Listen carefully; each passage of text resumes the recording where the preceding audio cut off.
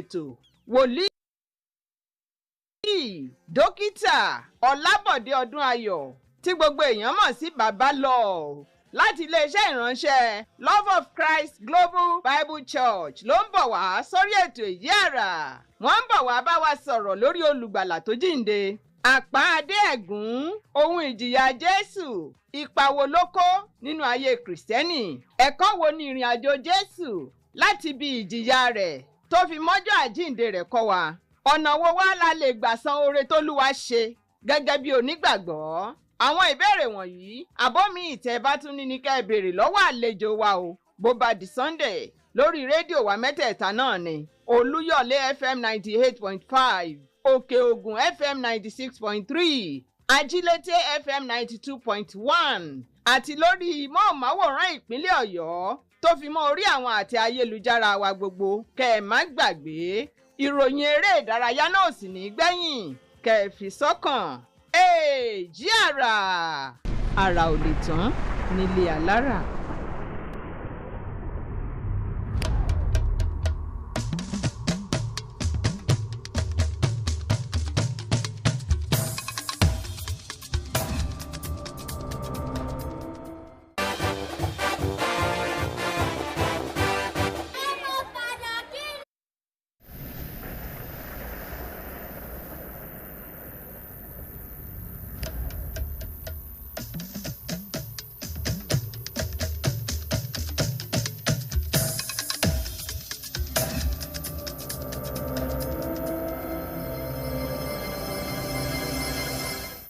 Àjíǹde, àjíǹde, àjíǹde dára níkẹyìn onígbàgbọ́.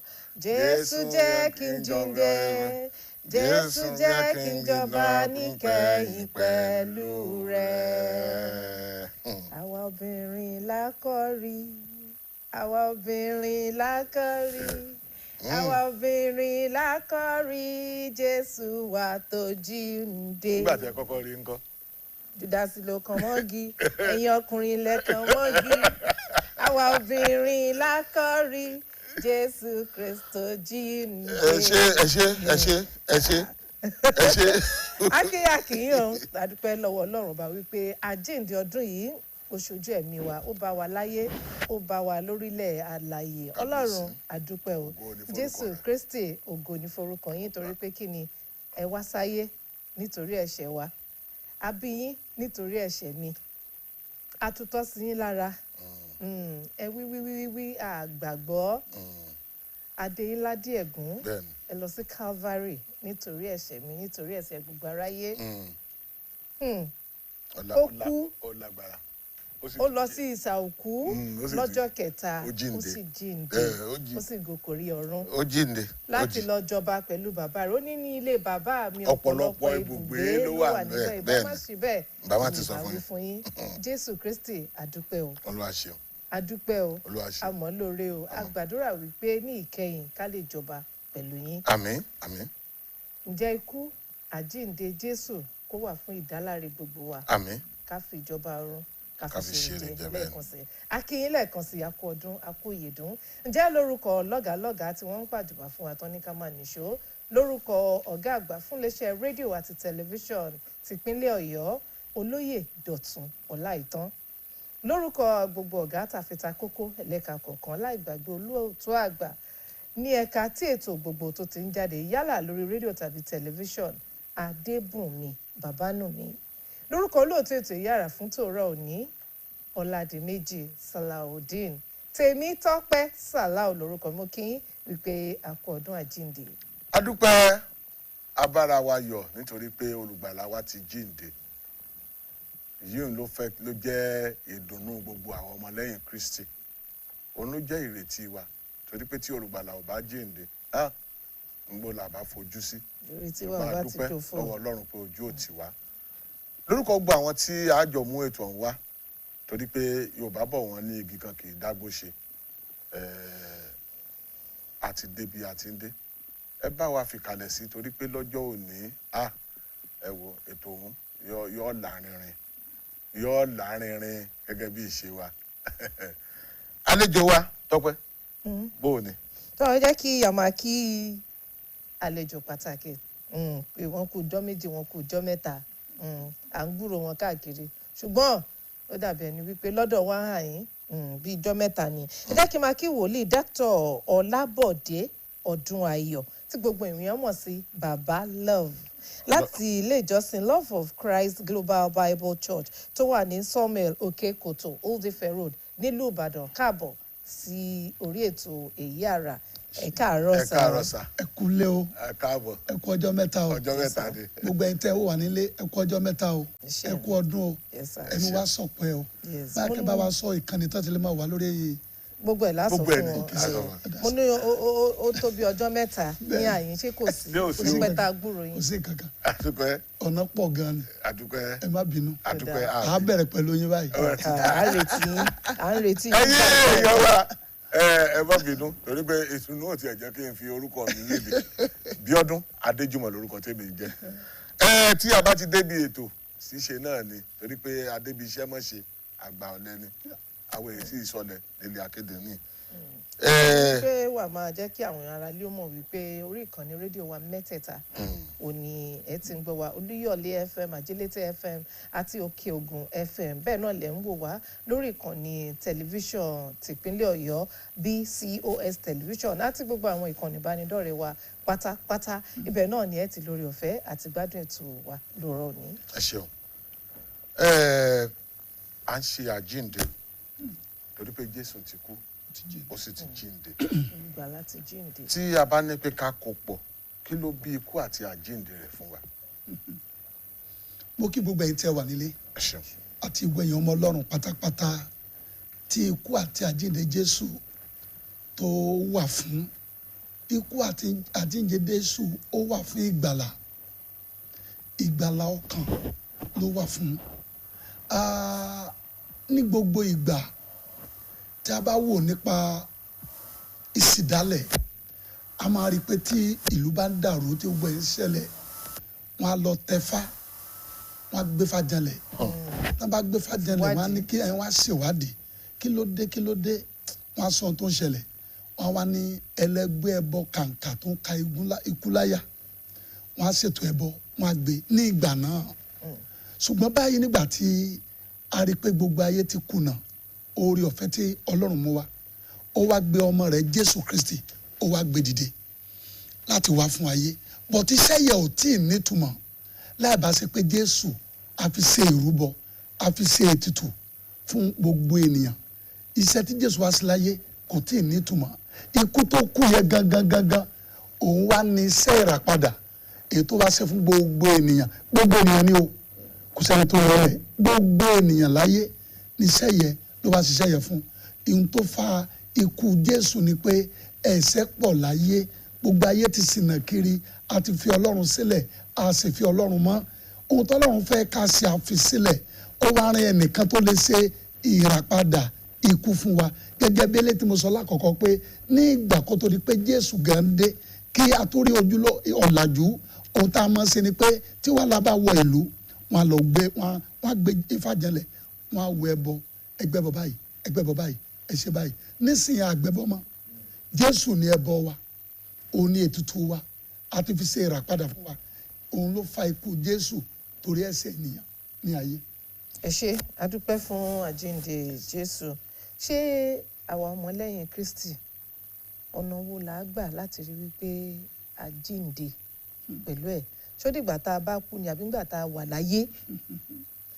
Ẹ ṣé mà òun náà ni àwọn ìpàdé ètò máa sábà wáyé a máa gbin Jésù sí àwọn èèyàn lọ́kàn a máa fi Jésù lọ̀ wọ́n ọ̀pọ̀lọpọ̀ tí mọ̀ Jésù ọ̀pọ̀lọpọ̀ mọ̀ church ọ̀pọ̀lọpọ̀ mọ̀ pastor ọ̀pọ̀lọpọ̀ mọ̀ wòlíì ṣùgbọ́n wọn mọ̀ Jésù wòlíì pastor kò dẹ̀ lè mú ẹ dọ́dọ̀ Ọlọ́run ṣùgbọ́n Jésù fúnra rẹ̀ ọ̀dọ̀ ẹ̀ la lè gbà dọ́dọ̀ Ọlọ́run so gbogbo wa a máa kọ́ àwọn ènìyàn ní ẹ̀kọ́ yẹ Jésù ni o òun ní ọ̀nà o òun ní ọ̀nà àbáyọ o ọ̀dọ̀ ẹ̀ la lè gbà rí Ọlọ́run o tá a bá ti mọ̀ yẹ ó ti tán sà á dọ̀dọ̀ Jésù á dọ̀dọ̀ olùgbàlà torí àrùn Jésù wá sáyé ni àwọn mẹ́ta ló wà Ọlọ́run bàbá Ọlọ́run ọmọ ọlọ́run ẹ̀mí mímọ́ láti inú ìwé Genesis dé bí ìwé Matthew or Luke chapter 1 àti rí ọlọ́run bàbá tó parí iṣẹ́ ń bẹ̀ tàbí ká sọ pé ọlọ́run bàbá parí iṣẹ́ ní Isaiah chapter 6 torí ìgbà tí Ádámù ti kú, Ádámù àkọ́kọ́ tó ti dẹ́ṣẹ̀ ni a ti wo ta la fẹ́ gbé dìde ta ni ó jẹ́ Ádámù kejì nígbà tá a dé Isaiah chapter 6 Jésù farahàn bẹ́ẹ̀ bó tẹ̀ jẹ́ pé ní ẹ̀mí ló ti sọ̀rọ̀ ó ní rán mi èmi nìyí now ó fọ̀hún ó gba assignment yẹ ní Isaiah chapter 6 now Isaiah chapter 9 ó sọ nípa àwọn qualities tí ó jẹ́ ọmọ ọlọ́run ni olùgbàlà ni ìròyìn báyìí tó jẹ́ nígbà tá a dé Luke chapter 2 àwa bí Jésù àwa bí sáyé ọlọ́run bàbá ti parí iṣẹ́ ọlọ́run ọmọ gba iṣẹ́ ọlọ́run ọmọ tó gba iṣẹ́ yìí òun la wá rán òun ni ó kó wa dọ̀dọ̀ ọlọ́run ìgbà tó ọlọ́run ọ̀run parí iṣẹ́ ọlọ́run ẹ̀mí mímọ́ ó take over tá a bá débẹ̀ máa ṣàlàyé ẹ̀. ẹ sọ wípé àwọn ọ̀pọ̀ èèyàn lónìí báyìí wọ́n ń lọ church ni wọ́n mọ wòlíì wọ́n mọ church pastor ṣùgbọ́n wọn ò mọ Jésù wọn mọ Jésù bó la ṣe mọ Jésù. now nínú ẹ̀kọ́ tá à ń kọ́ yìí fífi Jésù àwọn tí èèyàn bá sick tó bá ní problem á lọ sọ́dọ̀ doctor kò ohun tó ń ṣe yẹ kò mọ̀ doctor ló máa jẹ́ kó mọ irú ohun tó ń ṣe á diagnose àìsàn tó ń ṣe á wá prescribe irú oògùn tó máa lò gbogbo àwọn tó ń tà ń rí ọ̀pọ̀lọpọ̀ wọ́n mọ pastor wọ́n mọ wòlíì wọ́n mọ church wọ́n mọ Jésù wọ́n jẹ̀bi àwa la máa jẹ́ kán mọ Jésù doctor ló jẹ́ ká láìsàn mọ irú àìsàn tó ń ṣe é bó wá ní. báwo la ṣe wá jẹ́ ká mọ̀ báyìí by Bible study ẹ̀kọ́ bíbélì àwa a máa kọ́ wọn lọ́rọ̀ Ọlọ́run a fòye Ọlọ́run yé wọn ohun tí wọn mọ̀ tẹ́lẹ̀ ohun tí ò yé wọn tẹ́lẹ̀ a máa sí labala Jésù rè o bó ṣe jẹ́ rè o iṣẹ́ tó wá ṣe rè o ẹ̀gàn máa ń wà nídìí ẹ̀ ṣùgbọ́n àní wo ẹ̀gàn tó wà nídìí ẹ̀ òótọ́ ẹnu ẹ̀ la máa fi hàn àwọn èèyàn ká lè gbàgbọ́ pé ayé tí a wà yìí bó ṣe ò ká pẹ́ tó ń bẹ̀ á kúrò ń bẹ̀. tẹ́ bá ti wá mọ Jésù tí ò di àtúnbí. tá a bá ti mọ òun náà mímọ tẹ́yẹ bá ti mọ Jésù ti dàtúnbí. ẹni tó bá ti lè mọ Jésù ẹni bá ti lè mọ Jésù ti dàtúnbí tá a bá sọ nípa àtúnbí mímọ Jésù ó ti fún ẹni clarification pé ó ti dàtúnbí ó ò lè mọ Jésù láì dàtúnbí ìtumọ̀ àtúnbí ni ẹni tó kọ ẹ̀ṣẹ̀ àná sílẹ̀ ẹni tó ògbólógbé ìwà àtijọ́ ó kọ sílẹ̀ kò sí bó ti ṣe tẹ́lẹ̀ ó wá ti di ẹni ẹ̀rà padà ìgbé ayé ẹ̀ ọ̀rọ̀ ẹnu ẹ̀ kò jà mọ́ kò bínú mọ́ gbogbo tó ń ṣe ládùúgbò kò mọ tí mọ kò rí di òru mọ́ kò ṣe nàbí mọ́ kò rí di òru mọ́ kò ṣe nàbí mọ́ kò ṣe lóṣó kò ṣe gbogbo rádaràdá kò jalè bẹ́ẹ̀ ni mà yóò kàn wà láyé bẹ́ẹ̀. ó gbogbo nǹkan yẹn ló gbé kúrò Ọlọ́run ti take over ayé ẹ̀ ohun gbogbo tó ń wá kiri tó rò káyé lè fóun yẹ Ọlọ́run á wá fún mo rò pé tí mo sọ yẹ wọ́n sá Ọlọ́run á fún ní oore ọ̀fẹ́ tó ń wá ó lè jẹ́ owó ló ń wá ó lè jẹ́ ọmọ ló ń wá ó lè jẹ́ àlàáfíà ló ń wá ó lè jẹ́ kankan ló ń wá ọ̀dọ̀ Ọlọ́run ni gbogbo ẹ̀ wá oorun tá a sùn mọ́jú àárọ̀ yìí èmi kọ́ ni mo garanti ẹ̀mí mi tó wà láyé dàárọ̀ yìí gbogbo àwọn tó wò mí àwọn kọ́ ló garanti ẹ̀mí wọn tó fi mọ́jú láàárọ̀ yìí nígbà tá a ti sùn yẹ àti kú tá a bá jí láàárọ̀ yìí kò sẹ́ tó lè mú Ọlọ́run ṣùgbọ́n ó fún wa ní ọ̀nà àbáyọ láti jí láàárọ̀ yìí so ń ṣàpẹẹrẹ pé ẹnìkan wà tó ń mọ́nítọ̀ wa a ní orí ọ̀fẹ́ kan tó ń mọ́nítọ̀ wa a lè má fojú rí ṣùgbọ́n ó ń darí wa ó dúró tì wá. ṣé lóòótọ́ ni pé ojú lásán ò ṣe gbà Jésù pé inú ìpọ́njú ni mo léèyàn lọ bá nítorí Jésù náà lọ sí Calvary tó bá dẹrùn fún nígbà mìíràn lóòótọ́ bọ́n ṣe wọ́n rí wí bára bá dẹ̀yàn jù tá bá ní ẹ wá ṣọ́ọ̀ṣì léni o ẹ wá sórí òkè léni o kò ní fẹ́ lọ torí ohun tó wà lọ́wọ́ ẹ̀ ó tó jẹ á gbàgbọ́ pé àwọn tí ìyà ń jẹ àwọn tẹ́bí pa àwọn tí àwọn ará sọ̀wọ̀ àwọn ló lọ church ṣùgbọ́n nígbà mìíràn Ọlọ́run náà máa ṣe bẹ́ẹ̀ ó máa jẹ́ kéèyàn ní ìrírí ìdojúkọ ìpọ́njú ìlàkọjá àwọn wàhálà yẹ òun ló máa ń sábà tí ọ̀pọ̀lọpọ̀ dọ́dọ̀ Kristi. nígbà tá a wà ní kékeré irú àárọ̀ nídàájí lónìí báyìí a máa pariwo káàkiri ó jíǹde ó ti jíǹde ó jíǹde ó jíǹde o. àwa tá a wà láyé wọ́n ní ká máa fi ọkàn wa sí ipa ọ̀nà Ọlọ́run àwọn tí wọ́n ti wá kú ńkọ́ tí wọn ò ní Kristi ṣé àwọn náà ò bá Jésù jọba. Bíbélì jẹ́ já mọ̀ pé àwọn tó kú láì rí oore ọ̀fẹ́ gbà wọ́n á dá wọn lẹ́jọ́ pẹ̀lú bọ́n ṣe kú yẹ kì í ṣe àwọn kan kú tí wọ́n mọ Kristi báyàwó àwọn dára báyà wọn gùdù níwà wọn àmọ́ kàn mọ Jésù ṣùgbọ́n nígbà tán kú yẹ ohun tí wọ́n mọ̀ nígbà yẹn ni ẹni tó ní májèmú máa fi dá wọn lẹ́jọ́. nígbà tí Jésù Kristi wà ní inú ibojì ní ọjọ́ mẹ́ta Yes ma. wọ́n ló ti kọ́ dí ó lọ sí ipò òkú. Yeah. kí ló lọ ṣe ń bẹ̀? Bíbélì sọ pé ó ṣẹ́gun ikú àti ìsà òkú. Ṣé ẹ mọ̀ pé ikú orílẹ̀-èdè kan ni? Ìsà ikú orílẹ̀-èdè kan ni. Orílẹ̀-èdè kan ni. Tá a bá sọ pé ikú dàbí Nàìjíríà. Àwọn èèyàn náà wà bẹ́ẹ̀. Àwọn èèyàn wà bẹ́ẹ̀ bí omi ó wà spiritual. Now ó lọ sí ipò ikú. Ibi tó lọ yìí ó ṣẹ́gun ikú ó ṣẹ́gun ìsà òkú. Gbogbo ibi tí mo sọ yìí ni àwọn ènìyàn wà. Ẹ̀mí ló kàn wà bẹ́ẹ̀ ni. Àwọn tó ti kú náà ló wà bẹ́ẹ̀. Ó kọjá lọ síbẹ̀ ṣùgbọ́n ó ṣẹ́ ogun wọn. Torí ikú tó bá jẹ́ pé kò ṣẹ́gun wọn kò ní jíǹde. Ikú yẹ ò mú mọ́lẹ̀. ara iṣẹ́ ìgbàgbọ́ tó wá ṣe láyé ìgbàlà yẹn òun ni láti lọ sí ipò òkú àti ìsà òkú. Òun náà sọ bẹ́ẹ̀ ó ní ikú kò nípa lórí mi. Ikú àti ìsà òkú kò nípa lórí mi. Ó ṣẹ́gun ikú àti ìsà òkú. Tó bá jẹ́ pé ikú yẹn mú mọ́lẹ̀ a ní sọ nípa àjíǹde mọ́. Wá jáde. Ó jáde padà nínú ìsà òkú. lọ́jọ́ kẹta. Ìwé Kọ́ríńtì wípé tí Jésù ò bá kú tó jíǹde asán ni ìgbàgbọ́ wa ìbájá sí. Gbogbo bàbá Adébóyè wọn wà ní ọ̀nà Èkó bàbá àwọn tó nà fàyà àwọn náà wà bẹ́yẹ bàbá lọ́ọ̀fù wọn wà bẹ́yẹ gbogbo àwọn ikọ̀ Olódùmarè tí wọ́n ti lò ṣáájú yẹ àbáṣà ṣe dànù. Àbáṣe àṣedà yá. Àṣeparí ìgbàgbọ́ ni wípé Jésù jíǹde. Ó ti sọ wípé òun ó jíǹde. Ó sọ pé òun ó jíǹde. Ó sì rí bẹ́ẹ̀. Ó dẹ̀ rí bẹ́ẹ̀. Ẹ ṣeun. Ṣùgbọ́n àwọn kan ò gbàgbọ́ wípé ó jíǹde. Wípé àwọn kan ni wọ́n lọ yí òkúta rèbètè tá a yí sí ẹnu ibojì rẹ̀. Bẹ́ẹ̀ni àwọn kan ò gbàgbọ́ nígbà tó kú òkúta yẹ àwọn tó yẹ afẹ́ 200 wọ́n yí síbẹ̀.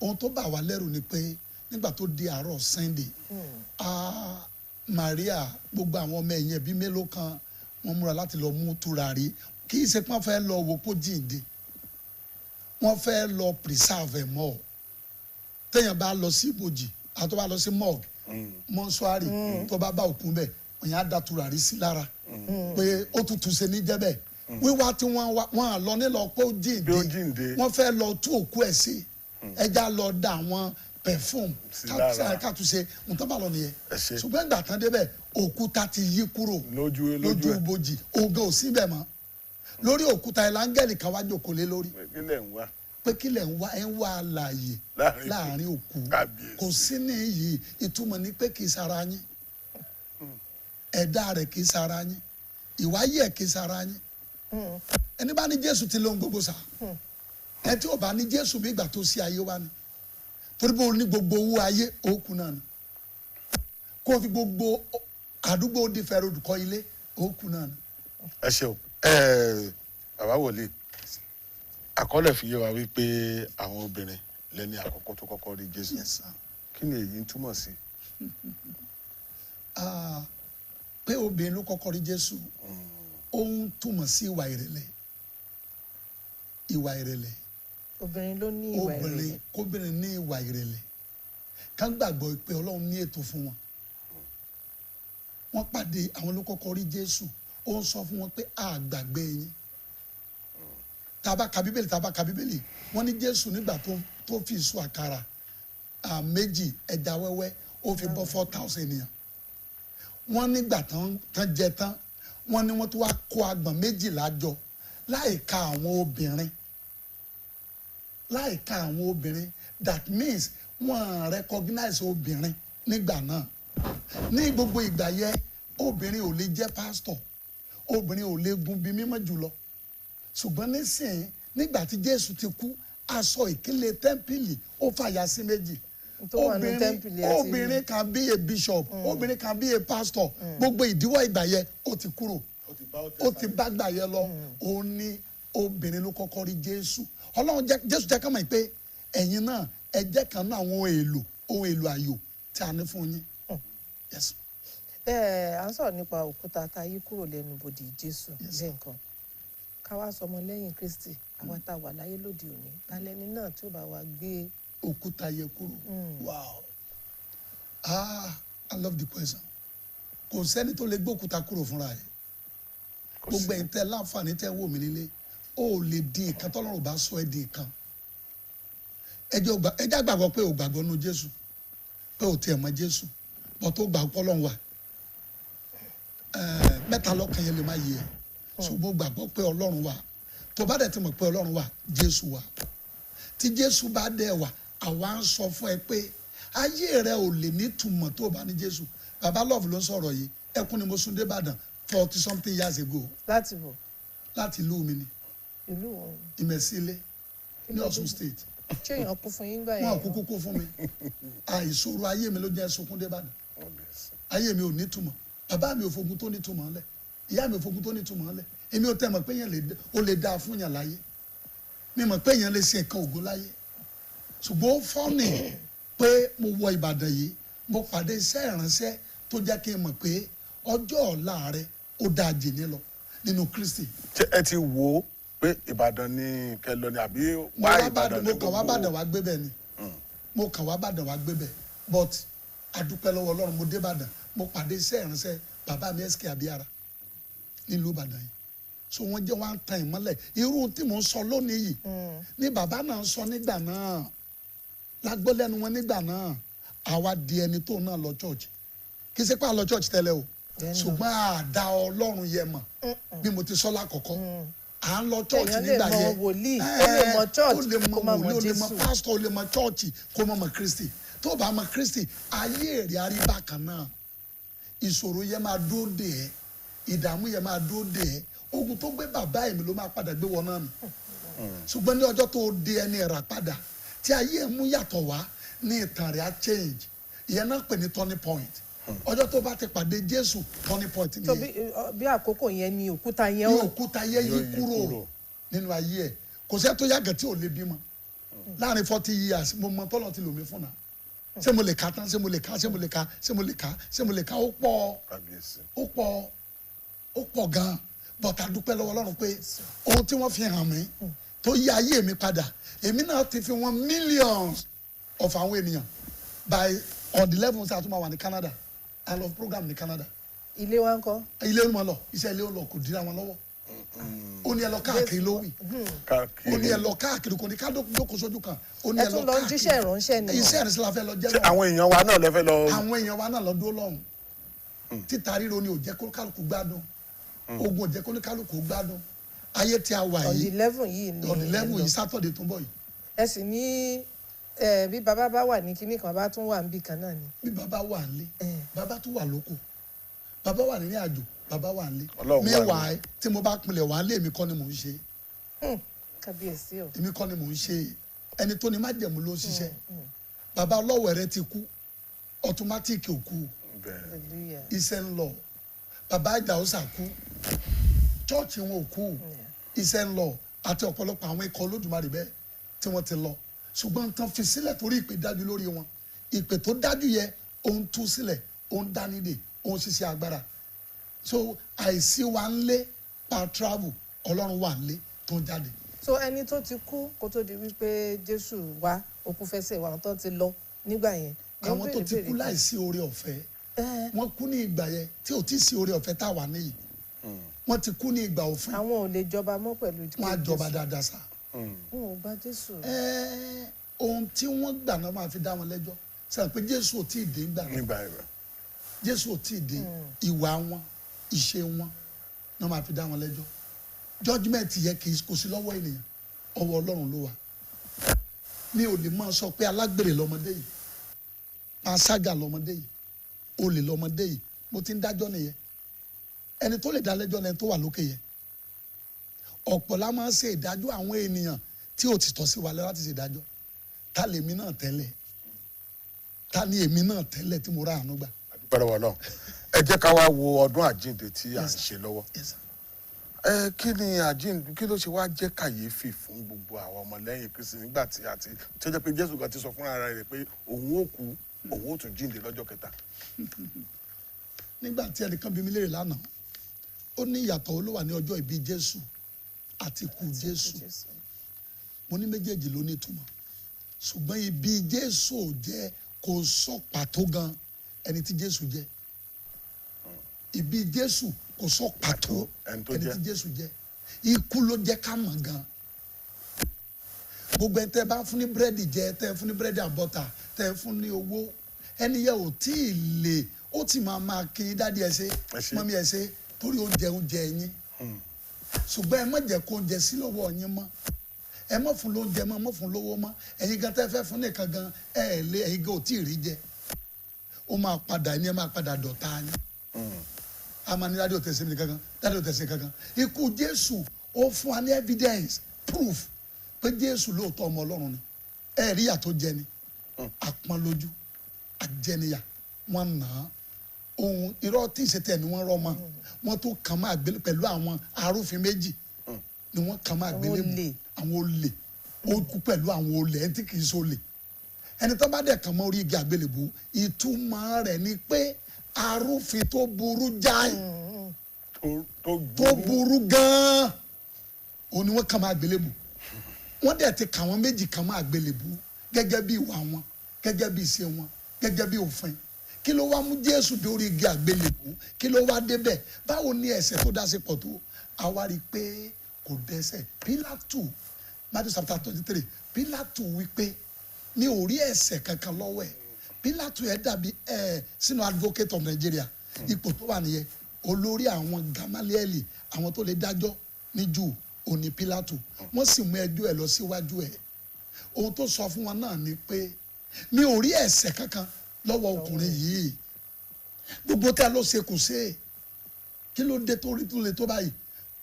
Nínú àkókò ìrékọjá wọ́n máa dá ẹnìkan sílẹ̀ pé ìwọ máa lọ, wọ́n á fún ní amnesty láàrin wọn. Ohun tó fọ́ni ni pé ó yẹ ká fún Jésù ní amnesty that very day, ṣùgbọ́n wọn à fún Bárábà ni wọ́n fún. Wọ́n pariwo kàn máa gbélébùú, dá Bárábà lẹ̀, kàn máa gbélébùú. Bárábà tẹni ká filẹ̀, ògbójú olè ní, apààyàn ní, adàlúrú ní. Kí lẹ̀ṣẹ̀ ni wọ́n nítorí pé ó yí ọkàn àwọn èèyàn padà, ó sọ wọ́n di ọmọ Ọlọ́run, ó tàn.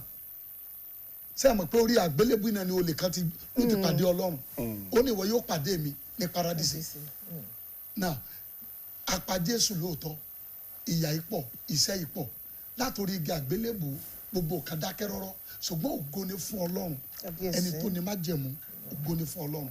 Ẹni tí ò kú tó wà láàyè, ó kàn fi kú yẹ, ó fi pòwe fún wa ni pé lóòótọ́ àti lódodo mo gbanú ikú kọjá, ṣùgbọ́n ikú ò ní pa lórí mi. Ohun tó ń sọ fún wa nìyẹn. Ṣùgbọ́n ẹni tó bá mọ Jésù lónìí, ohun tó mọ ju ojú wúrà lọ o, ojú fàdákà lọ o. Àwa ẹ̀ ti mọ more than years, for something years ni mo ti mọ. Dádì, ìran mi ò sóríire rí, mi ò bá nínú tàn pé ìran mi sóríire rí, mo máa sọ lẹ́niwẹ̀ẹ́. Jésù tí mo mọ̀ ó tún orúkọ wa kọ, ó tún tàn wa kọ. Bẹ́ẹ̀ ni àdúrà yín ó gbà. Ẹ ṣeun. Kó tó di pé a ṣe ojú òpó lẹ̀ fáwọn èèyàn, àsọtẹ́lẹ̀ ti wà pé yóò kú yóò jí, kódà pé ọ̀kan nínú àwọn ọmọ ẹ̀yìn rẹ̀ ni ó fi hàn tí ń ṣe Júdásì, Júdásì lẹ́bi látàrí àsọtẹ́lẹ̀. Bíbélì ni pé kò lè ṣe kí ó ìkọ̀sẹ̀ má sí, ṣùgbọ́n ègbé ni ẹni tí ìkọ̀sẹ̀ ti pàṣẹ rẹ̀ wáyé. Júdásì yọ̀ǹda ara rẹ̀ fún ohun òdì láti yá a lò. Wọ́n lè sọ tẹ́lẹ̀ pé wòlíì àgbáyé yìí ẹnìkan ni ó kọlù o, kò yẹ kó wá jẹ́mi ló máa kọlù, kò yẹ kó jẹ́ nìyẹn ló máa kọlù. Ìsọtẹ́lẹ̀ wà pé yóò kú. Ká ní Júdásì mọ ohun tó gbà, ìbá má jọ̀hún ló máa fi Jésù hàn, toró súnmọ́ Jésù gan, ó súnmọ́, wọ́n jọ wọlé, wọ́n jọ jáde, wọ́n jọ wọlé, wọ́n jọ jáde. Ó ń ṣẹlẹ̀ lónìí, ẹni tó súnmọ́ ẹni ló máa máa ṣírí ẹni, ẹni tó súnmọ́ ẹni náà ló máa ń pani. So lọ́pọ̀ ọgbà àwọn ogun tó ń jà àwọn èèyàn lónìí yẹ àwọn tó súnmọ́ wọn bíi Júdásì, àwọn náà ohun tí ẹ̀kọ́ yẹn, ohun tí a rí kọ́ ń bẹ̀ ó pọ̀ gan-an, ẹ̀kọ́ tá a rí kọ́ láàrin yẹn pọ̀ gan-an. A ti mọ̀ pé Jésù máa kú, ìsọtẹ́lẹ̀ ti wà. Tí Jésù ò bá fira rẹ̀, Júdásì ò bá fira rẹ̀ lẹ̀, yóò kú náà náà. Ọlọ́run ló máa ṣètò yẹ. Àwọn èèyàn ò dámọ̀. Wọ́n dámọ̀ láàrin àwọn. Jésù náà ìbá kú, Jésù bá ṣètò Ọlọ́run ìbá ṣètò Ọlọ́run bàbá ìbá ṣètò ọ̀nà àbáyọ bó ṣe máa kú ìbá má jẹ́ Júdásì ló máa lò ṣùgbọ́n Júdásì yọ̀ọ̀da ara rẹ̀ láti lò so lọ́pọ̀ gbà ogunlọ́gọ̀ ló máa yọ̀ọ̀da ara wọn késù ya wọn lò èṣù ló yá Júdásì lò tó dá wàhálà yẹn lẹ̀. ìkan lára àwọn olè yẹn ó gba ìyìn rere gbọ́ lórí igi àgbélébùú ó dé ní ìgbàlà ó dé ìjọba Ọlọ́run. àwọn sọ̀rọ̀ kankan mú pé wọ́n fira rẹ̀ lẹ̀ wọ́n jẹ́ wọn ó pa ọ́ wọ́n bá pa ọ́ tó bá ní Jésù ọ̀run àpáàdé ló ń lọ. tí èèyàn bá wo ìwà burúkú títí dójú ikú tẹ́ bá wá lọ wàásù fún ẹ̀yin wòlíì ẹgbà Jésù gbọ́ láyé rẹ̀ ó ti dé ní ìgbàlà náà nìyẹn. gbogbo àwọn iṣẹ́ burúkú tó ti ṣe sẹ́yìn. tí èèyàn bá ti pààyàn bọ̀ tó ti pààyàn ó ti pààyàn gan tó pọ̀ ó wá kú ọjọ́ mẹ́ta tó máa kó sick òun náà dẹ̀ tí mo kú tó ń ṣe ò dáa ó wá ní Jésù gbà mí Jésù mo jẹ́wọ́ rẹ̀ Jésù gbà mí àwọn pásọ̀ lọ́sọ̀dẹ̀ wọ́n dẹ̀ lọ pray fún ó sì àjẹwọ́ Jésù gbà mí àdọ̀rùn o. ìwà burúkú tó wù àwọn tó wà burúkú sí ṣe rí àwọn tó ti àwọn yẹ tí wọ́n fira wọn lẹ́ẹ̀kan jẹ́ lù wọ́n pa yẹ àwọn ló jẹ̀bi. ó sì ní Ọlọ́run ẹ̀san ní mí tí ibẹ̀ ṣe bàbá wò lára wọn láti ìran kìíní dé ìran kejì dé ìran kẹwàá bẹ́ẹ̀ ni ẹni yẹn rí àánú gbà kò sáàyè láti mọ tún Bíbélì bí ni torí àkókò ẹni tó jẹ́wọ́ yẹ ti rà àánú gbà ó lè mọ̀ ní èrè lọ́rùn ṣùgbọ́n torí ìwé kọ́ni sọ pé a gbé gbogbo iṣẹ́ wa a gbé lànà kọjá òun kò ní níṣẹ́ lọ́rùn ṣùgbọ́n yóò dọ̀rùn àwọn tó ti wá kú tàjẹ́ pa tó so pa ti gbẹ pa tàjẹ́ pa yẹ wọ́n yọ̀ ọ̀dà ara wọn fún nǹkan yẹn ni torí ẹni tó bá mọ Ọlọ́run tó ń gbàdúrà tó ń wá ojú Ọlọ́run kò yẹ kó kúkú ya. Jésù Kristi ó la àìmọye nǹkan kọjá ìpèníjà ìdojúkọ ìkọ̀sílẹ̀ ìsọ̀rọ̀ òdì sí lónìí àwọn mélòó náà ọmọlẹ́yìn Kristi la fi ara wálẹ̀ tó jẹ́ wípé kì í ṣọwọ́ ara wa la fi ń gbèjà ara wa. ṣé ẹ rí ẹni tó bá ti dàtún bí yóò máa jà náà ni yóò máa jà ẹni tó dàtún bí pásítọ̀ lè má dàtún bí o wòlíì lè má dàtún bí o bíṣọ̀bù lè má dàtún bí wáá mo sọ ọ̀kan lọ́fọ̀ àwọn èèyàn pé tí mo bá ti ń ṣe ìbàjẹ́ ọmọ nìkejì tí mo dórí ọ̀tà púpìtì mi tí mo dárúkọ pásítọ̀ kan tójú òní mo fi ń wàásù mi ò dàtún bí sà. mo ń wá ìjẹ bàbá yín nínú Olúwa. mo ń wá ìjẹ sọ́dọ̀ ara mi ni sẹ́yìn pé tí mo bá ṣèbàjẹ́ ẹni yẹ bóyá màá rí èèyàn méjì látọ̀dọ̀ ẹ̀ tó máa wá dọ̀ mi. mo ń kó ìjọ mi jọ láyé ni mo fẹ́ jèrè ayé ni but ó possible pé asán lórí asán náà ni ìmúlẹ̀ mọ́fò àwọn tó ti kójọ lánàá àwọn dà. ẹ wo bí tí wọ́n ti ń pa àwọn èèyàn wọ́n tún ń sọ láìpẹ́ ìpín àwọn lẹ́yìn Kristi ni wọ́n dojúkọ òfin ní kankan ni ṣe bí Jésù náà gbàdúrà tó bá jẹ́ ní tòótọ́ Ọlọ́run là ń sìn Ọlọ́run náà dé la gbàgbọ́ Jésù la gbàgbọ́ ṣé Jésù ò ṣe láàyè mọ́ ni láti dìde fún àwọn ọmọlẹ́yìn ẹ̀ láti kojú àwọn. lọ́pọ̀ ọgbà ìbéèrè lálẹ́ béèrè mo ti nínú ìbéèrè àkọ́kọ́ pé ẹnìkan pààyàn ẹnìkan sí rádaràda kó bayé jẹ́ ó dẹ̀ nígbà tó kú dẹ̀ kúkú ó jẹ́wọ́ Jésù ó dẹ̀ ránu gbà ká bá fi wé olè orí igi àgbélébù òun náà ti bayé jẹ́ o bó lóun orí igi àgbélébù yẹ lójó dẹni ìgbàlà ẹja fi àwọn tó ṣe kan yẹ sí ipò yẹ ló gbẹgẹ tó báyìí now lẹ́nìí ogunlọ́gọ̀ ló ń lọ church tí wọ́n mọ Ọlọ́run mọ́ tán dẹ̀ jẹ́ alàgbà ní church tán jẹ́ pastor tán jẹ́ associate pastor tá a bá tí ọbẹ̀ bọ̀ ó dìbò ní sọmọ kékeré ní sẹ́ẹ̀sì yìí ogunlọ́gọ̀ ni ò mọ Ọlọ́run ogunlọ́gọ̀ ń gbàdúrà ṣùgbọ́n wọn àmọ́ ni tán gbàdúrà sí tẹ́lẹ̀mí bá gbàdúrà dé certain stage tí mírèkù yẹ ò bá ṣẹlẹ̀ àtẹ̀sẹ̀ ilé bọ̀ yóò dọ́gbọ́n sí. àtẹ̀sẹ̀ ilé bọ̀ sáré yóò tẹ̀ iwájú ni àtẹ̀ iwájú òun ló dẹ̀ pọ̀ jù. kò ní dúró. but àwa pásítọ̀ òde. kíákíá náà ni ẹ̀yin pásítọ̀ náà lè sọ intansa miracle àbí kí lè mọ̀ ń pè. wọ́n wá mírèkù òjijì mírèkù lè fara wọn èèyàn lè rí mírèkù kó mọ́ dọ̀run sẹ́rí ká dọ̀run yẹ òun ni ògo òun ni ògo nígbà tí mo fẹ́ wọṣọ láàárọ̀ ìṣúùtù tí mo kó ta tó 10 mímẹ́lẹ́ tí mo fẹ́ wọ̀ eléyìí mọ́mi ni eléyìí asáhùn mo mọ́ra àmúmọ́ra àtẹ̀mílẹ̀ tí a wọ̀ ìwọ láwọ̀ báyìí tí mo bá kó àwọn kan ló máa wọ̀ ọ́. kábíyèsí. ohun tí mò ń sà tí mi ò rẹ́ tí màá wọ̀ yẹ wọ́n máa fọn kiri táwọn kan máa wọ̀ ni o. kò sóye mọ́tò tó gbé ságbàlá tó bá ti kú ẹlòmíì ló máa gùn ilẹ̀ tó ní ẹlòmíì ló máa kọ́. Tọ́pẹ́ sọ nọ́mbà fún àwọn èèyàn. ó kẹnu ó fún orí ọ̀fẹ́ Ọlọ́run láyé yín. ẹ̀rọ ìbánisọ̀rọ̀ tí ẹ̀yin ará ilé ò fi máa pè láti bá wa dá sí ètò ní 09071606375 09071606375. bákan náà ni ẹ tún lè pè sí orí ẹ̀rọ ìbánisọ̀rọ̀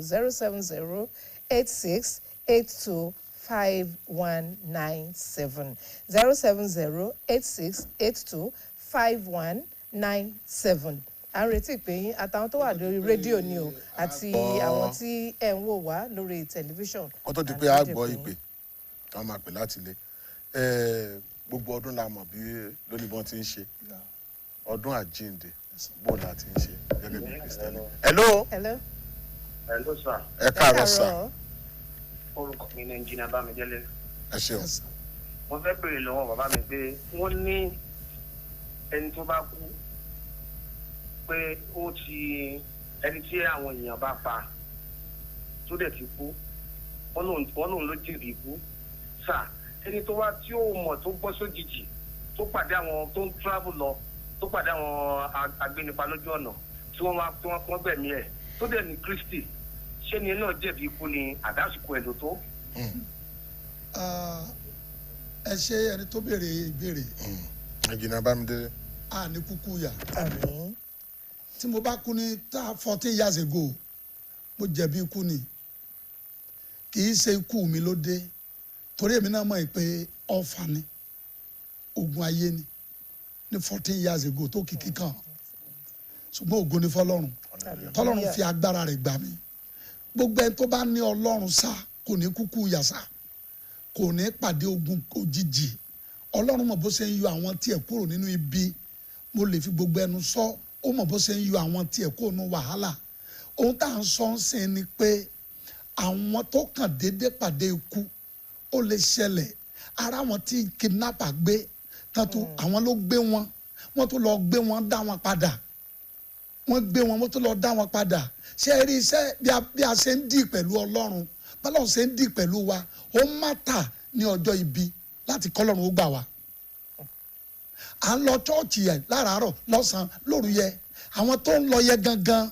ṣé wọ́n ní ìbálòpọ̀ pẹ̀lú ọlọ́run àbí wọ́n kàn jẹ́ church goer lásán àbí signboard lásán ni wọ́n àwọn ẹ̀kọ́ tó yẹ ká tá à ń kọ́ àwọn ènìyàn lẹ nìyẹn ẹni tó bá jẹ́ signboard tó kàn lọ lásán dandan ni kí àjẹ́ pa á dandan ni kí ogun pa á dandan ni kí accident pa á àmọ́ pé kò sẹ́ni tí ò ní kú kò sẹ́ni tí ò ní kú àmọ́ yẹ ṣùgbọ́n fún ẹni tó mọ ọlọ́run àmì gbọ́dọ̀ wà ń bẹ̀ sá mo rò pé ẹni tó pè yẹn gbọ́n tí mo wí àmì gbọ́dọ̀ wà àwọn tó kú tí wọn mọ Jésù ni wọ́n béèrè lẹ́ẹ̀kan mo ní àá dá wọn lẹ́jọ́ láì ní Jésù nínú Bíbélì fìdí ẹ̀ múlẹ̀ bẹ́ẹ̀ a máa dá wọn lẹ́jọ́ láì ní Jésù nínú àwọn kan Jésù ayé orí ọ̀fẹ́ ni wọ́n bí wọn àkókò orí ọ̀fẹ́ àkókò ìgbàlàrè ohun tí wọ́n gbà yìí náà láfi dá wọn lẹ́jọ́ nígbà náà èmi kọ́ o mi ṣe pa Ọlọ́run ṣùgbọ́n tí a mọ̀ tá à ń kọ́ làwọn sọ fún ayé thank you. ẹ ṣe a máa ń kọ hello. hello. ẹ jẹ́ ká gbà pé hello. hello. ẹ káàárọ̀ sà. ẹ kú ètò. yes. Ọlánìkẹ́ Àkàngbé ló pè láti ìdíje Ológbòmọ̀ṣọ́. ẹ ṣe mà. mo gbádùn bàbá tẹ́ ẹ gbé wá ọpọlọ wọn ò ní jọba lágbára Ọlọ́run. àmín ẹ ṣe mà. ẹ dákun ẹni tí wọ́n tẹ̀sí lórí wa tó dùgbàlà tó sì jẹ́ pásítọ̀ àbójẹ́rẹ́fẹ̀ tọmọ ìgbà sì fẹ́ tó sì bẹ̀ títí tó lòun ò ní gbẹ́bẹ̀ kò sì gbẹ́bẹ̀ ẹ dákun irú ìdájọ́ Ọlọ́run ṣe kúrò ẹni bẹ́ẹ̀. mo ti sọ nǹkan fún wa sá kì í ṣe gbogbo àwa tá a wà lórí ọ̀tà la born again mo fẹnu sọ wòlíì tó ń bá mi jà tí mo ń wá ọ̀nà àti làjà pẹ̀lú ẹ̀ tí ò fẹ́ kí n bá òun làjà ṣé yóò dé ẹ̀dọ́rùn sá mo ti kéde lé lórí BCOS bíi 30 years ago ìfẹ́ mo ti ń kéde ẹ̀ tipẹ́ àìsífẹ́ yẹ ló mú kí ìyá máa jẹ Christendom. Ọmọ rẹ̀ ṣẹ̀ reverend ni ẹ́ ò dáríjì ẹ̀ṣẹ̀ tí wọ́n ṣẹ̀ Jésù ńkọ́ tó dẹ̀ dáríjì ẹ̀. So ogunlọ́gọ̀ àwọn èèyàn tó bá ń dinú tán ní ẹ̀mí ìdáríjì èmi ò lè sọ pé ibi táwọn lọ rèé ṣùgbọ́n mo kàn rí pé wọn àmọ́ Jésù ni sà. So tí pé bá dún kí ni certificate tá a fẹ́ gbé dọ́rùn ẹnìkan ṣẹ̀ mi ò dáríjì mo ń ṣépè fún mo ń láyé mo wọ ibì kan mo rí ẹni yẹn mo ṣe pàdé ẹ̀ ẹni tó ṣẹ̀ mí rèé kàkà kí n bá lajà mo disappear bẹ́ẹ̀ Ọlọ́run jẹ́ kémi àtẹlẹ́ pàdé mọ́ láláyé bọ́ọ̀ bá pàdé láyé ṣé ẹ lè pàdé lọ́run sá torí ibi tẹ́mi máa ń rò lójoojúmọ́ nìyẹn bí èmi àti ẹ̀ ò sọ̀rọ̀ ẹ láyé bí à ń pàdé ara láyé á sàkú lọ́jọ́ kan mo dẹ̀ mọ̀ pé wọ́n máa jọ kó wa pọ̀ bí kan tí iṣẹ́ mi àti iṣẹ́ rẹ tó bá jẹ mọ́ bẹ́ẹ̀ wọ́n á kó wa jọ pọ̀ bí kan lọ́jọ́ náà so tó bá wá kó wa jọ pọ̀ bí kan ṣé mo lè wà bẹ́ẹ̀ ṣé wọn náà lè wà bẹ́ẹ̀ that's a question sir. So ohun tán bèè láti Ògbómọ̀ṣọ́ yẹ reverend ọmọ reverend ó ṣe reverend kò dẹ̀ dáríjì rárá ó sì bẹ́ẹ̀ kò dẹ̀ dáríjì sir mi ò George reverend yẹn ò tí ì pàdé Ọlọ́run bóyá ó kàwé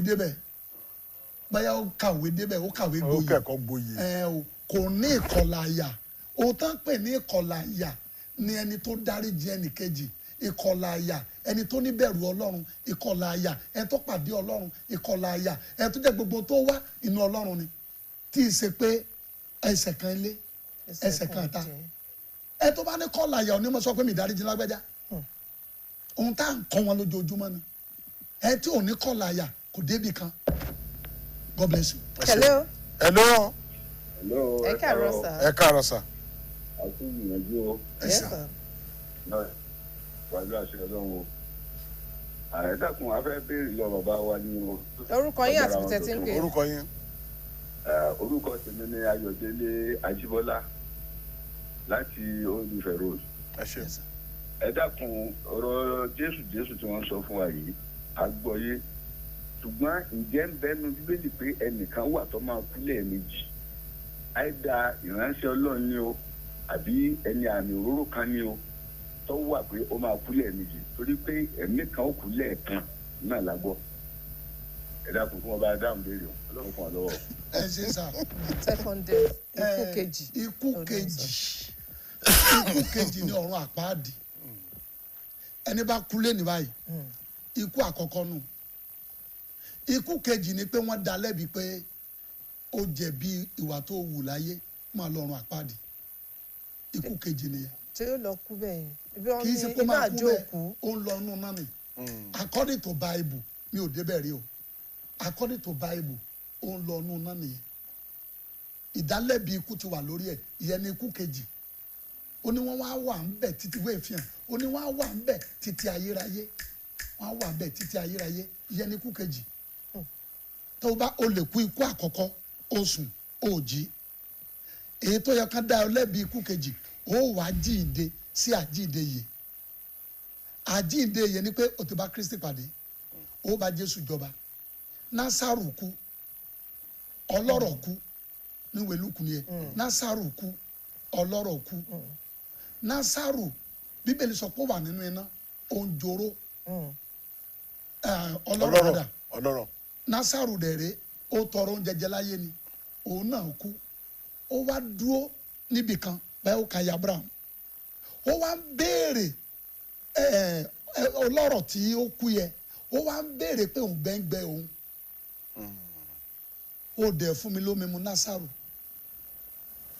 Jésù ló pòwe ẹnu Bíbélì fún wa ó dẹ̀ fún mi lómi mu ó dẹ̀ fi ìka rẹ̀ kọ́ omi kó fi sí mi lẹ́nu kó tẹ̀ lé tán ògbẹ́ mi ṣùgbọ́n nígbà tá a wò ó Násárù sọ pé ibi tí mo wà àti ibi tó wà mi ò lè dọ́dọ̀ ẹ̀ gáàpù yẹn jìnnà ó jìnnà gan sẹ́rí ayé tá a wà yìí ó máa hẹ́ẹ̀dì síbi kan o àwọn kan mọ̀ pé ó máa hẹ́ẹ̀dì síbi kan o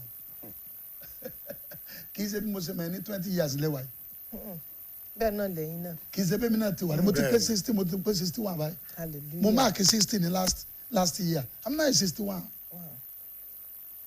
bẹ́ẹ̀ náà ni bàbá tán jókòó bẹ́ẹ̀ ni ọ̀pọ̀lọpọ̀ ẹ̀ tí mo bá ní iléeṣẹ́ ìrànṣẹ́ lónìí à ń dàgbà màmá lọ láàlàdé ńkọ́ àwọn ló gbé mi wọ BCOS ibo náà wà.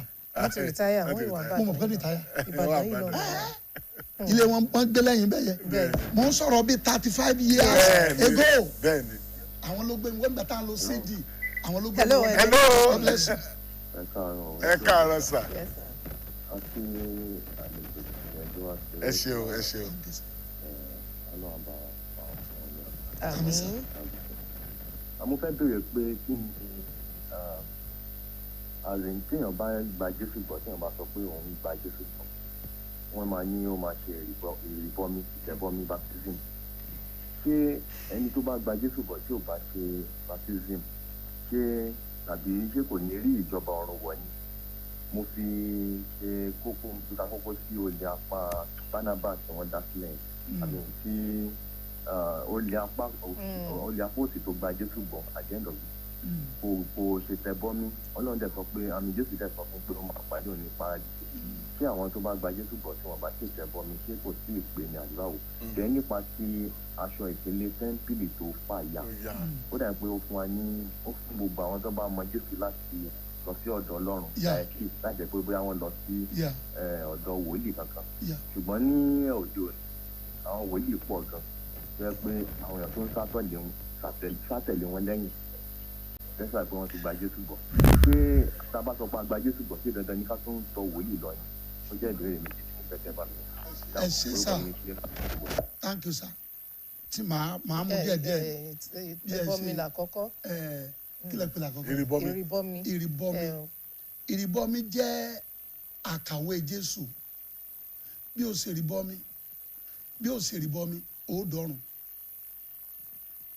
àwọn olóyè a máa wò mí lọ́wọ́ báyìí bó ṣe rìbọmi Jésù Matthew chapter 3 chapter 4 lẹ́yìn àwẹ̀ 40 ọ̀sán 40 òru tó parí ó pàdé John the Baptist ó wá bi léèrè pé kí ló kù ẹ ṣe rìbọmi fún mi that's a confirmation of calling wọ́n wá tìbọ̀ omi Bíbélì sọ pé ọ̀run sí gbólóhùn kan ó ti ọ̀run jáde èyí ni àyànfẹ́ ọmọ mi ẹni tínú mi dùn sí ẹ máa gbọ́ tirẹ̀ now Jésù taari ń gbà yẹ ìyẹn náà pè ní anointing ó ti ní ìpè kó tún wọnú gbólọ láti lọ gbàdúrà anointing ṣẹlẹ̀ nígbà tí Jésù fọhùn tí arúgbó ọjọ́ fọhùn látòkè tó gbà padà kì í gbogbo èèyàn kọ́ ló máa ṣe ìrìbọmi dára gan ó dára kéèyàn ṣe ìrìbọmi ṣùgbọ́n bóyá o ṣe ìrìbọmi o dẹ̀ wá ní dọ́run no tó bá pàdé Jésù lẹ́nì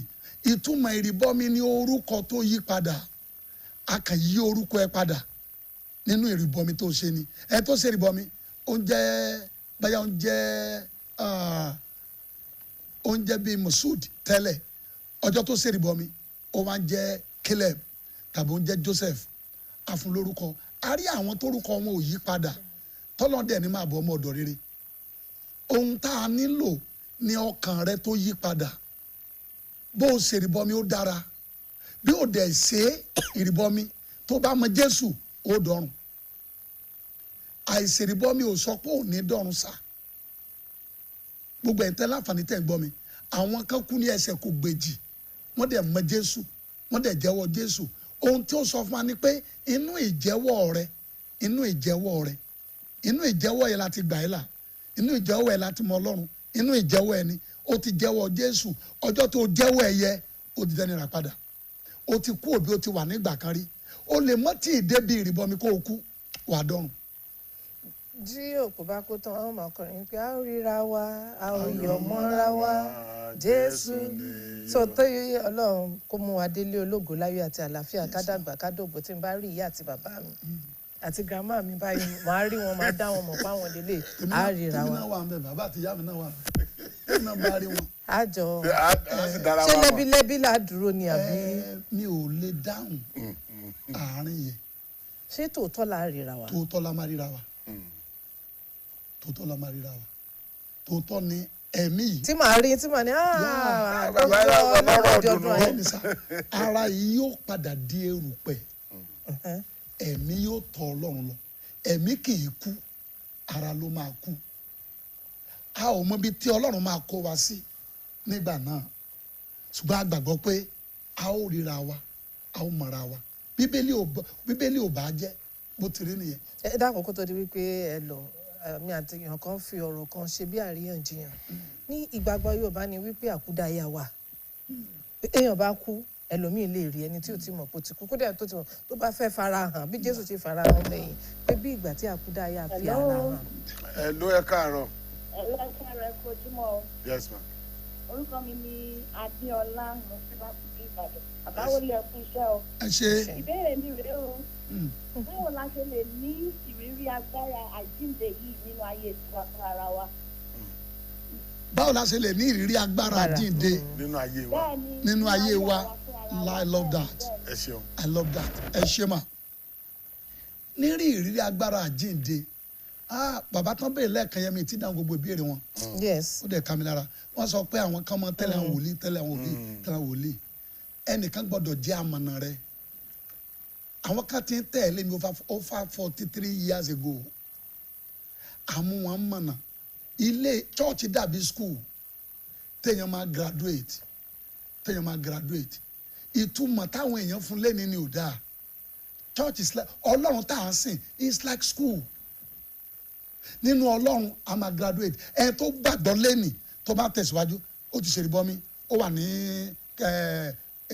class àwọn tó ṣẹ̀ṣẹ̀ ń gba Jésù gbọ́ nígbà tó yẹ olóhùn ojú ẹ̀ workers nígbà tó pẹ́ bó ṣe múra yẹ ó di pastor ní church inú ó ń graduate nìyẹn o inú ìmúra yẹ bẹ́ẹ̀ mi náà ṣe nígbà yẹn nìyẹn inú ìmúra yẹ ó dàgbà sókè bó o bá lọ church ó lè dàgbà nínú Ọlọ́run àwọn tó tẹ̀ à ń tẹ̀lé yẹ àwọn ló máa mú wa dàgbà nínú Ọlọ́run àwọn kan tẹ̀lé Jésù àwọn lápè ní ọmọ ẹ̀yìn 12 ṣe ni wọ́n ń dàgbà pẹ̀lú ẹ̀ wọ́n ń dàgbà pẹ̀lú ẹ̀ ó gbọ́dọ̀ ní ẹnìkan tó máa fi Jésù hàn ẹ́ lẹ́yìn ìgbà tó ti mọ Jésù ẹni ẹ ti máa kọ́ ẹ lẹ́kọ̀ọ́ tí ẹ bá kọ́ yunifásitì ó ní dìgírì tó máa gbà tó bá pẹ́ wọ́n á tó padà lọ ṣe PhD ni wọ́n á ló padà lọ ṣe PhD bẹ́ẹ̀ náà ni PhD wà nù Jésù a máa dàgbà nínú ẹ̀ bí mo ṣe bá yín sọ̀rọ̀ ní 40 years ago tí ẹ gbé mi wá bí kọ́ ni mo sọ̀rọ̀ lọ́wọ́lọ́wọ́ yìí mo ti dàgbà nínú ẹ̀ gan ó ti yé mi gan wíìgì mi ti grow mo tún ti build ogunlọ́gọ̀ àwọn ènìyàn bẹ́ẹ̀ ni tí wọ́n bá lọ sọ́dọ̀ Jésù tábà ní ká máa jọ́sìn lé wọn à ní lè kò sẹ́ni tó máa mú wọn dàgbà. ẹ má gbàgbé ìbéèrè mi sà. àwọn èèyàn tó máa ní èèyàn kan tó wá farahàn bẹ́ẹ̀ náà làwọn èèyàn máa ní mo gbọ́ àánú òun Ọlọ́run wípé a nígbà tó ń lọ bóyá mọ̀nà wọn ló tàn àbí nǹkan kan ló ń rí ẹni náà. bẹ́ẹ̀ ni mi ò lè pè ní àkúdàáyà ṣùgbọ́n ó ṣẹlẹ̀. nínú Kristi náà nǹkan tí wọ́n máa ní àwọn gbọ́ ohùn. wọ́n gbọ́ ohùn Olúwa bẹ́ẹ̀ ni wá. bó o ní ṣe mọ̀ wípé ohùn Olúwa ló gbọ́. òun ló fi ní ìdí ẹ̀kọ́ fúnra yà á mọ̀ nínú ohùn Olúwa tó bá gbọ́ ẹ̀kọ́ ni ó ti bó ṣe ń dàgbà yẹ á ti dá ohùn Èṣù mọ̀ á dá ohùn Ọlọ́run mọ̀ kì í ṣe tá a lè parí lórí afẹ́fẹ́ báyìí ó ní í ṣe pẹ̀lú ká jókòó ní ẹ̀kọ́ Bíbélì ká máa ń kọ́ wa ká máa wọnú ẹ̀kọ́ Bíbélì ká máa ní ẹsẹ̀ báyìí ẹ wo bí nígbà tí Jésù kú àwọn kan bá jíǹde. bẹ́ẹ̀ náà ni wọ́n ní èèyàn ń rí wọn yìí wáńgẹ́lì ló wá ní òun ṣàrí ẹni náà tó wá gẹ́gẹ́ bẹ́ẹ̀ ṣe sọ nígbà tí ẹ wà ní intensive care unit lọ́dún náà lọ́hùn-ún mo rántí gẹ́rí tí àwọn. yes thank you ma. ṣé ìfarahàn Ọlọ́run ni àbí resurrection. ìfarahàn Ọlọ́run ni ó dẹ̀ sì ń ṣe dọ̀la ó sì ń ṣe ìfarahàn yẹn dọ̀la àwọn tó bá máa pè á mọ̀ bó ṣe máa pè wọ́n kò ní mẹ́tọ̀dù kan. ṣé ọmọlẹ́yìn ẹni tó ti di àtúnbí ni ó lè rí irú experience tẹ ní ẹ̀ ni àbí gbogbo Kristẹni. gbogbo èèyàn láyé ni o mùsùlùmí lè rí ẹlẹ́sìn ìbílẹ̀ lè rí masala yẹ ẹlẹ́sìn ìbílẹ̀ tọ́lọ́run bá fẹ́ lò Ọlọ́run bó ṣe máa pàdé ẹ̀ sá. ẹ ṣeun bí a ti ń ṣe ọdún àjíǹde ẹ fún wa ní àdúrà ká fi kásẹ̀ rẹ̀ lẹ̀. ṣé o ti parí náà nù. ó ti pa wákàtí kan ti mo rò pé àìsàn fẹ́ bẹ̀rẹ̀ ni mo ẹ̀sẹ̀ wọnú kókó dùn rẹ ni. ẹ ti dàgbà nínú ẹ̀mí lóòótọ́. wọ́n gbàgbé pé Canada tẹ́ ń lọ ẹ̀yin ń lọ ní ilé ìjọsìn wa bẹ́ẹ̀. a máa wà ní Canada ní Calgary ní Saturday tó ń bọ̀ on the 11th so gbogbo àwọn tá a bá léèyàn ní Canada tẹ́ ẹ fẹ́ ká gbàdúrà fún wọn ẹ fẹ́ ká pàdé wa ó lè pè wọ́n ẹ lè fún ọ ní nọ́mbà tí màá fi ta yìí kàn fi pè wá àdèjọ́ máa pàdé lọ́hùn àwọn kan wá láti America àwọn kan wá láti London àwọn kan wá láti Italy àti bẹ́ẹ̀ lọ wọ́n ti àwọn èèyàn wọ́n ti fún wọn ní nọ́mbà bàbá ń bọ̀ o tẹ́ bá dẹ̀ wọ́n rí TikTok Fọwọ́kànmí TV ẹ máa rí gbogbo àwọn information yẹn wà lórí TikTok lórí Instagram ẹ kàn wo Fọwọ́kànmí TV ẹ máa rí gbogbo ẹ̀ ń bẹ̀. so ẹ gbàdúrà fún wa ṣé kí n fi nọ́mbà mi ta. ẹ fi síta fún èèyàn. ẹ lè pè mí lórí 0803 921 8850 0803 921 8850. ẹ̀yin tẹ́ bá ń béèrè pé kí wọ́n gbàdúrà fún yín ẹ ti gba nọ́mbà wọn ẹ lè pè wọ́n. Ọlọ́run àjíǹde ìwọ tí kì í kú ìwọ tó ní gbogbo ipá àti agbára ẹnìkan táyé ò lè dá dúró a lè dára wa dúró a lè dáwọ́ dúró mo dó nínú oore ọ̀fẹ́ àìlè dá dúró rẹ mo gbàrà gbogbo àwọn tó wo ètò yìí lẹ́nìí ibi tí wọ́n ti dá ẹ dúró Olúwa mú ẹ jáde mẹ́ ibi tí wọ́n ti fa owó aago rẹ sẹ́yìn ẹni tó kú tó jíǹde ó ti wọ́ bọ̀ inú rẹ yóò dùn ọkàn rẹ á balẹ̀ BCOS iléeṣẹ́ rédíò tó ti wà tipẹ́ kò ní jóná Jésù kò ní bàjẹ́ ẹ̀yin bàbá màmá tí ẹ wà ń bí ẹ máa rógo yín lò àwọn ọmọ yín ó di ògo mọ́ yín lọ́wọ́ àwọn ọmọ yín ó di ògo mọ́ yín lọ́wọ́ inú yín ó dùn ẹ ò ní kúkú yà ọkàn yín á balẹ̀ gbogbo ẹ̀yin tẹ́ ẹ wò mí nílé ọfà yìí ò ní bà ẹ́ ogun ò ní gbé ẹ̀mí ó rànwọ́ Ọlọ́run Jésù Olúwa wa